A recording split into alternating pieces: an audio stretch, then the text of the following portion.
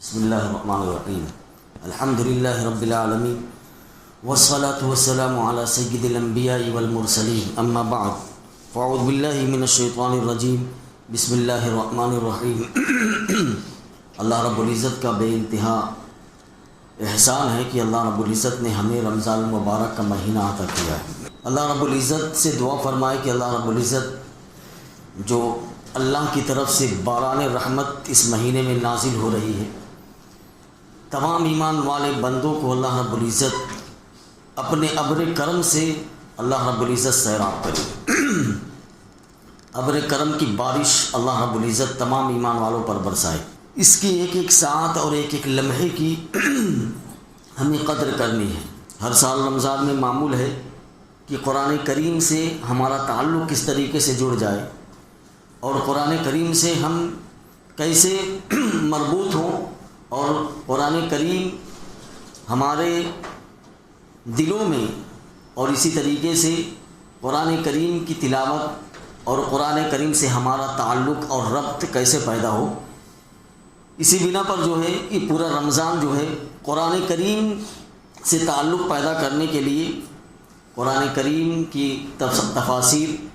اور قرآن کریم کے واقعات، نبیوں کے واقعات، عبرت آموز واقعات جو اللہ رب العزت نے قرآن کریم میں بیان کیے ہیں،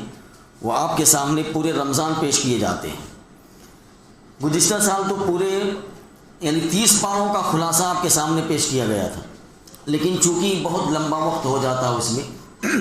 اس لیے اس سال ارادہ کیا ہے کہ جو قرآن کریم میں اللہ رب العزت نے واقعات بیان کیے ہیں، گزشتہ قوموں کے واقعات، نبیوں کے واقعات اور عبرت آموز واقعات جو قرآن کریم میں اللہ رب العزت نے بیان کیے ہیں، وہ آپ کے سامنے فجر کی نماز کے بعد وہ واقعات بیان کیے جائیں گے۔ اور جو روزانہ تفسیر، یومیہ جو تفسیر ہوتی ہے، یومیہ جو درس قرآن ہوتا ہے، وہ درس قرآن انشاءاللہ جو ہے عصر کی نماز کے بعد ہوگا۔ تو اللہ رب العزت سے دعا فرما لیجیے کہ اللہ رب العزت جو بھی ہم بیان کریں، اللہ رب العزت اس کو صحیح بیان کرنے کی اللہ رب العزت توفیق عطا فرمائے اور ہم کو عمل کرنے کی توفیق عطا فرمائے۔ سب سے پہلے واقعہ جو ہے اللہ رب العزت نے قرآن کریم میں جس نبی کا ذکر کیا ہے وہ حضرت آدم علیہ السلام ہے۔ یعنی قرآن کریم میں حضرت آدم علیہ السلام کا ذکر ہے۔ حضرت آدم علیہ السلام کے بارے میں آپ جانتے ہیں کہ دنیا کے سب سے پہلے انسان، تمام انسانوں کے باپ ہیں، اللہ تعالیٰ کے سب سے پہلے نبی بھی ہیں۔ قرآن کریم میں آپ کا ذکر تقریباً جو ہے 25 مرتبہ آیا ہے، 25 بار۔ اور یہ بھی یاد رکھیں کہ قرآن کریم جو ہے کوئی قصوں یا کہانیوں کی کتاب نہیں ہے کہ آپ اس میں کوئی قصہ من گھڑت یا کہانی ذکر کی گئی، ایسا کچھ نہیں ہے۔ قرآن کریم نہ تو قصوں کی کتاب ہے اور نہ کہانیوں کی کتاب ہے، بلکہ یہ کتاب ہدایت ہے، ہدی للناس ہدی للمتقین۔ تو قرآن کریم جو ہے یہ کتاب ہدایت ہے، اور اس سے مقصود کیا ہے؟ اس سے مقصود نسل انسانی کی اصلاح ہے۔ اور اس کتاب میں کہیں کہیں پچھلی قوموں کا ذکر، پچھلی قوموں کا اور گزشتہ انبیاء کرام کا ذکر بھی کیا گیا ہے، اور ان کے واقعات بھی اس میں تفصیل سے بیان کیے گئے ہیں۔ تو اس سے بھی ہدایت اور عبرت ہی مقصود ہے۔ جو اللہ رب العزت نے واقعات نبیوں کے ذکر کیے ہیں، گزشتہ قوموں کے ذکر کیے ہیں، ان سے عبرت ہی مقصود ہے۔ تو حضرت آدم علیہ السلام کے بارے میں اللہ رب العزت نے، میں نے کہا کہ 25 مرتبہ ان کا ذکر آیا ہے۔ اگر ان تمام آیتوں کو ایک ساتھ اگر اکٹھا کر دیا جائے تو ان واقعات کا خلاصہ اور ان حضرت آدم علیہ السلام کا قصہ جو ہے، اس طرح پورا قرآن کریم میں اللہ رب العزت نے بیان کیا ہے کہ جب حضرت آدم علیہ السلام کو اللہ رب العزت نے پیدا کرنا چاہا تو پہلے پارے کے اندر ہے کہ فرشتوں سے اللہ رب العزت نے پوچھا، یا کہہ لیجئے کہ اپنے ارادے کا اظہار جو ہے، اپنے ارادے سے فرشتوں کو آگاہ کیا۔ وَإِذْ قَالَ رَبُّكَ لِلْمَلَائِكَةِ إِنِّي جَاعِلٌ فِي الْأَرْضِ خَلِيفَةً، کہ جب اللہ رب العزت نے فرشتوں سے کہا کہ میں زمین پر اپنا ایک نائب، اپنا ایک خلیفہ بنانا چاہتا ہوں، تو اللہ رب العزت نے اپنے ارادے کا اظہار جو ہے فرشتوں کے سامنے کیا کہ میں ایک انسان تخلیق کرنا چاہتا ہوں، میں دنیا میں اپنا ایک نائب بنانا چاہتا ہوں جو زمین پر میرا نائب اور خلیفہ ہوگا۔ تو فرشتوں نے اعتراض کیا تھا اس پر، قالوا اتجعل فیہا من یفسد فیہا ویسفک الدماء، فرشتوں نے کہا تھا اے پروردگار عالم، آپ زمین میں ایسی مخلوق کو پیدا کرنا چاہتے ہیں جو زمین میں جا کر فساد مچائے گی، جو زمین میں جا کر فتنہ پھیلائے گی۔ تو فرشتوں نے کہا کہ اللہ رب العزت آپ یہ مخلوق کیوں پیدا کرنا چاہتے ہیں؟ اگر انسان کی پیدائش کا مقصد یہ ہے کہ وہ دن رات تیری بڑائی بیان کرے، تیری کبریائی بیان کرے، تو اس کے لیے ہم کافی ہیں، اور ہر وقت تیری حمد و ثنا، یعنی تیری تعریف، تیری حمد، تیری ثنا ہم کر رہے ہیں، اور ہر وقت تو ہم تیرے ہی گن گا رہے ہیں، اور تیرا ہر حکم جو ہے بے چوں چرا ہم مانتے ہیں اور اس کو بجا لاتے ہیں۔ ہمیں تو جو مخلوق یا جو ہستی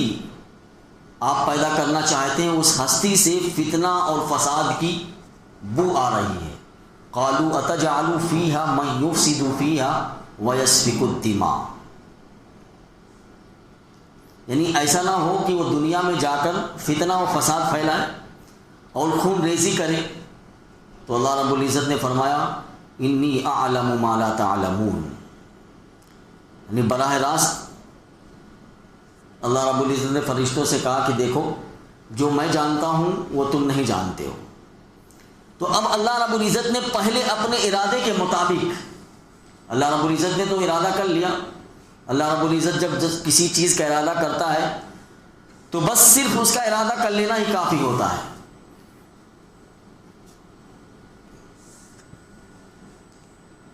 اللہ رب العزت نے آدم علیہ السلام کو پیدا کرنے کا جب ارادہ کیا تو قرآن کریم میں ہے کہ سب سے پہلے اللہ رب العزت نے مٹی سے انسان کی تخلیق کی۔ انسان وہی حضرت آدم علیہ السلام، قرآن کریم میں ہے 14ویں پارے کے اندر وَلَقَدْ خَلَقْنَا الْإِنسَانَ مِنْ صَلْصَالٍ مِّنْ حَمَإٍ مَسْنُونٍ، کہ ہم نے انسان کو کھنکھناتے اور سنسنے گارے سے بنایا ہے۔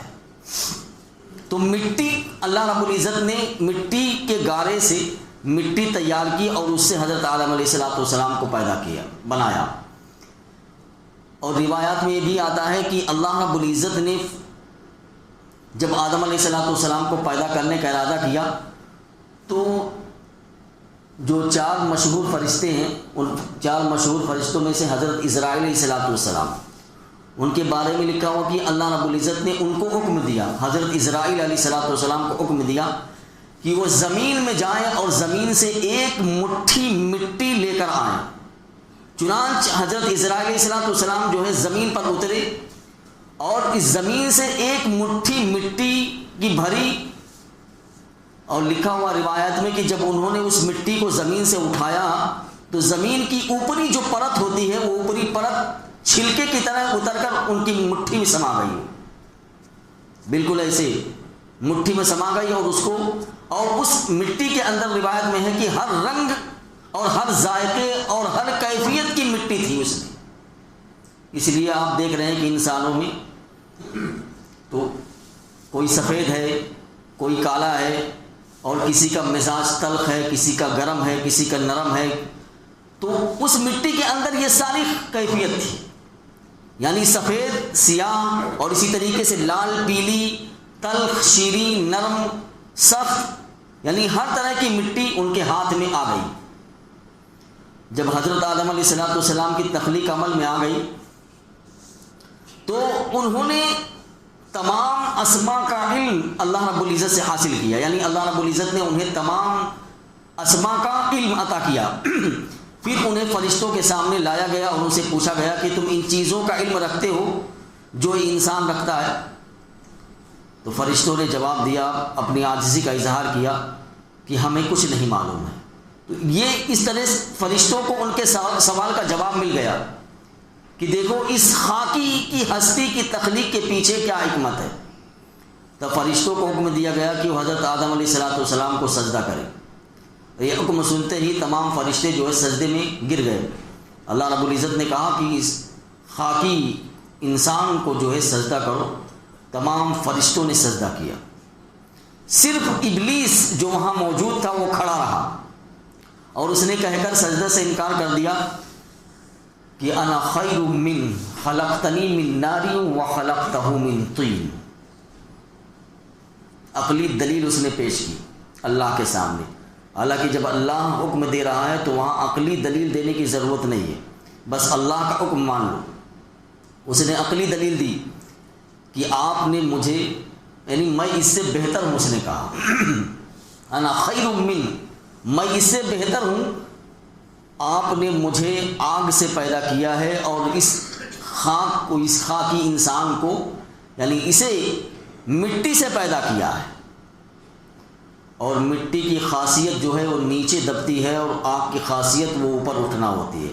اس لیے میں اس سے اوپر ہوں، میں اس کو سجدہ نہیں کر سکتا۔ گویا اس نے غرور کیا اور تکبر کیا کہ میری تخلیق چونکہ آگ سے ہوئی ہے جس کی لپٹیں جو ہے اوپر کی طرف اٹھتی ہیں، اور آدم کو مٹی سے آپ نے بنایا ہے جس کی خاصیت جو ہے وہ نیچے ہونا ہے، پستی میں ہونا ہے، اور مٹی کی خاصیت یہ بھی ہے کہ وہ پیروں کے نیچے رودی جاتی ہے، اس لیے میں اس سے بہتر ہوں، اس کو سجدہ نہیں کر سکتا میں۔ ابلیس کو اس کے تکبر کی سزا ملی اور اللہ رب العزت کی طرف سے حکم ہوا کہ ہمارے دربار سے، ہمارے یہاں سے دور ہو جاؤ، اور اللہ رب العزت نے کہا کہ تو اس سرکشی کی وجہ سے جو ہے تجھے دائمی عذاب ہوگا، یعنی تو دائمی عذاب کا مستحق ہے، لہذا ابلیس کو جو ہے وہاں سے نکال دیا گیا اور ایک مدت تک حضرت آدم علیہ السلام اس جنت میں بالکل کہہ لیجئے کہ تنہا زندگی بسر کرتے رہے، اور تمام نعمتوں اور راحتوں کے باوجود مفسرین نے لکھا ہے کہ انہیں ایک طرح کی کمی محسوس ہو رہی تھی۔ وہ چاہتے تھے کہ اس اتنی لمبی چوڑی جنت، اس وسیع اور عریض جنت میں کوئی ان جیسا ہو، اور کوئی ان کا ہم دم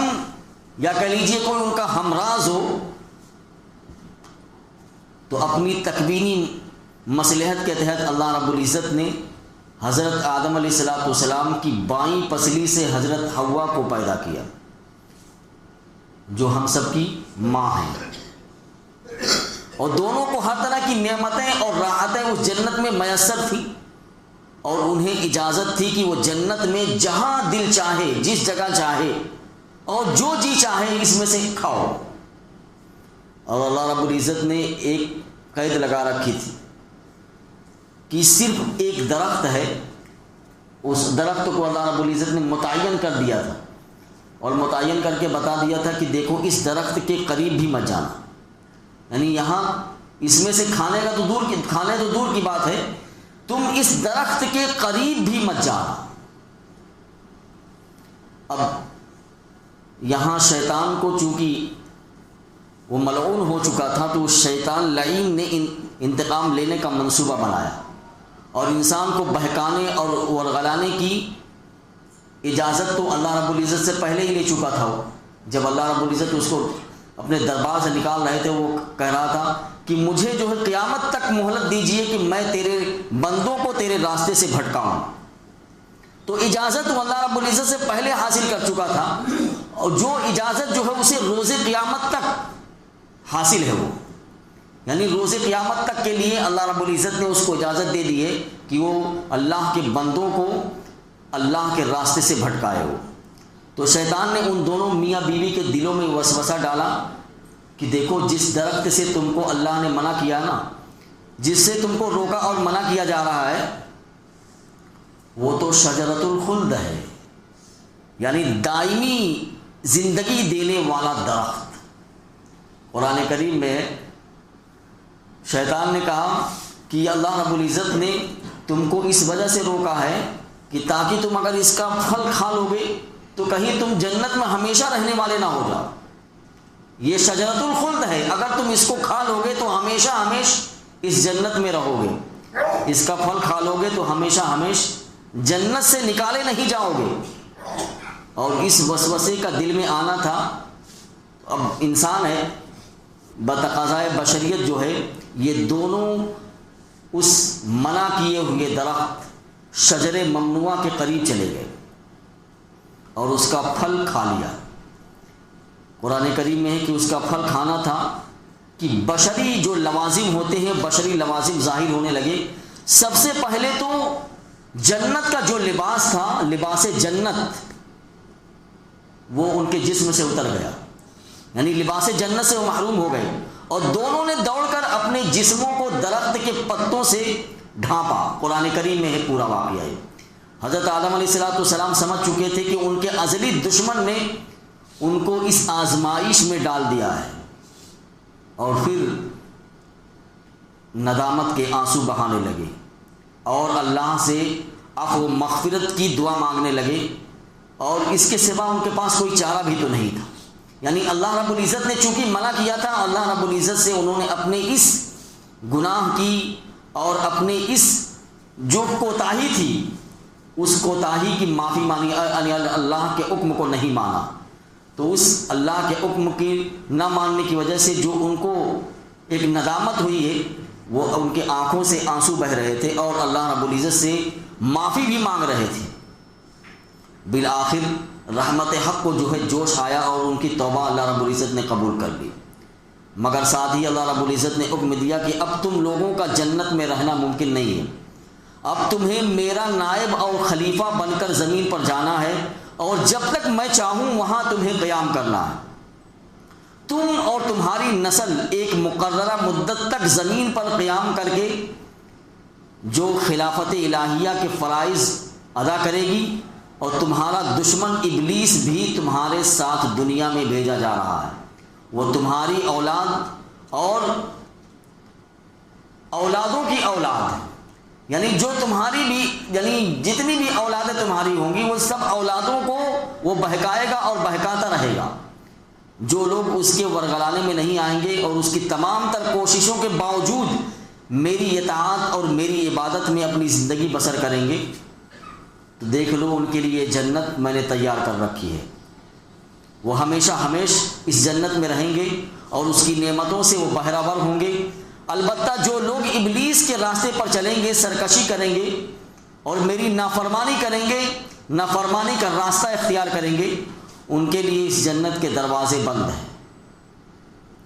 اب اس وقت سے انسان اور شیطان کی دشمنی کا سفر جاری ہے، کہہ لیجیے،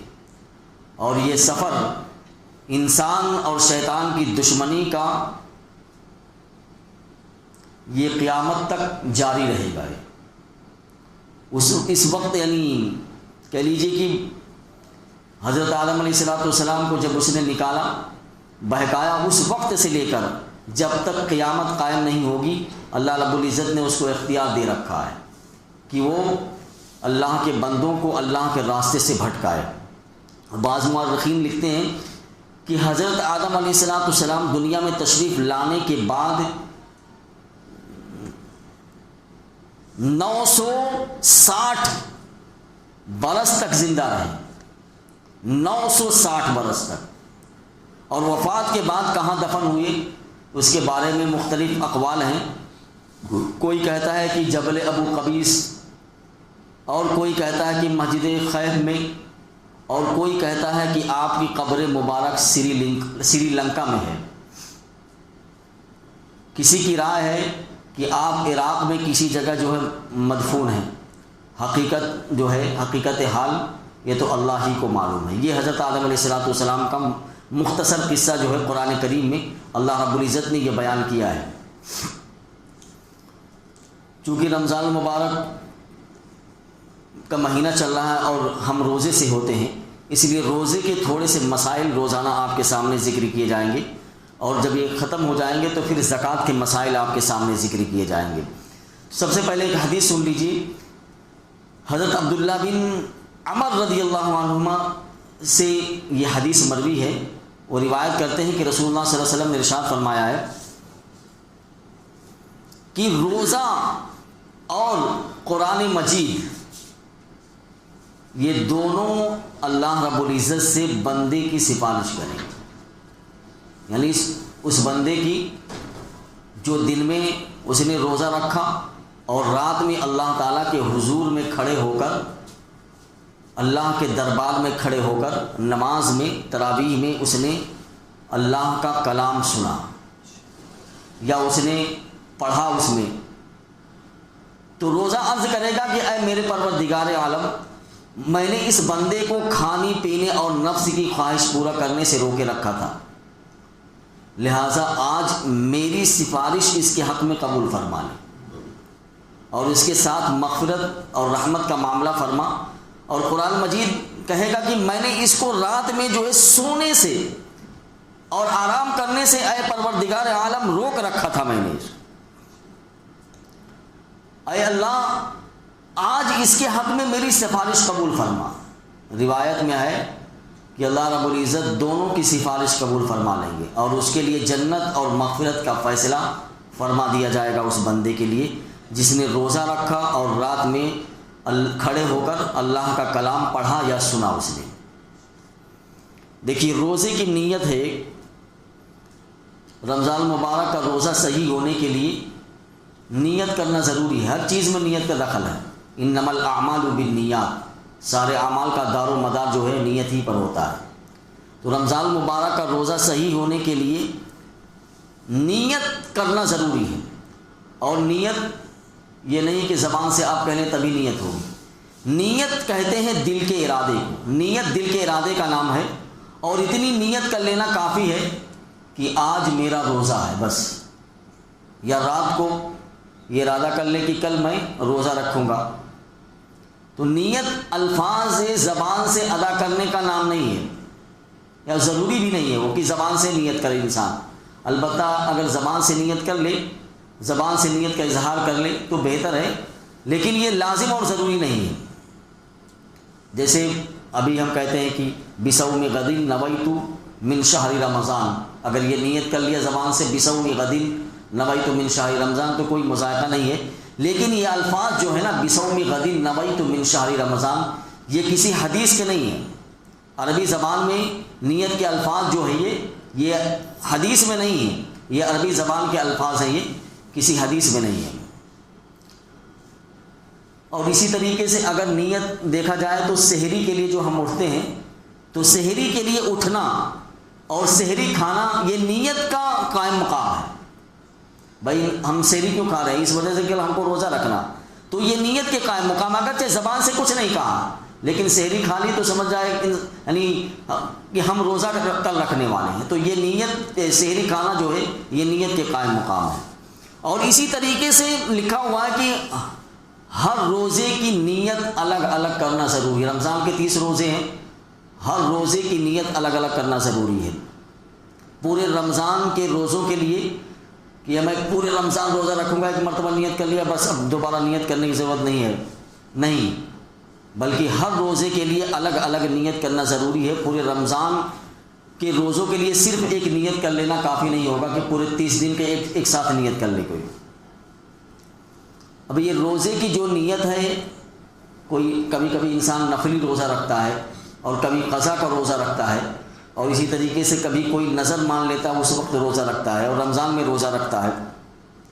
تو رمضان المبارک کے روزے کی جو نیت ہوتی ہے، یا نفلی روزہ جو ہوتا ہے، یا نظر معین کا جو روزہ ہوتا ہے، تو اس میں اس کی نیت بہتر یہ ہے کہ رات سے کر لے۔ اگر رات سے نہیں کی ہے تو کم از کم جو ہے، اگر دن سورج نکل آیا ہے، یار میں تو مجھے نیت کرنا تھا بھول گیا، تو نصف نہار شرعی یعنی آدھے دن سے پہلے نیت اگر وہ کر لے رہا ہے تو اس کی نیت صحیح ہوگی، بشرطے کہ کچھ کھایا پیا نہ ہو۔ اس نے روزہ رکھنا تھا، سو گیا، نیند آنکھ لگ گئی، اور کیا کہتے ہیں فجر کے بعد یا پھر 8 بجے آنکھ کھلی، یہ مجھے تو روزہ رکھنا تھا، میں نے تو کچھ کھایا بھی نہیں اور نیت بھی نہیں کیا تھا. تو اب شریعت کہہ رہی ہے کہ آدھے دن سے پہلے اگر کچھ کھایا پیا نہیں ابھی تک، آنکھ کھلی اور نیت کر لیا اس نے کہ مجھے روزہ رکھنا ہے، تو اس کی نیت ایسے ہی ہوگی. یعنی رات سے اگر نیت نہیں کی تو اگلے دن دوپہر تک، یعنی دوپہر سے 1 گھنٹہ پہلے تک نیت کر سکتا ہے وہ. بعض لوگ پوچھتے ہیں کہ یہ نصف نہار جو ہے آدھا دن، یہ کیسے معلوم ہوگا کہ ہم آدھا دن سے پہلے ہم نیت کر رہے ہیں؟ تو اس کا بہت آسان طریقہ ہے. دیکھیے ہمیں دیکھنا چاہیے کہ صبح صادق کتنے بجے ہو رہی ہے اور سورج جو ہے کتنے بجے غروب ہو رہا ہے.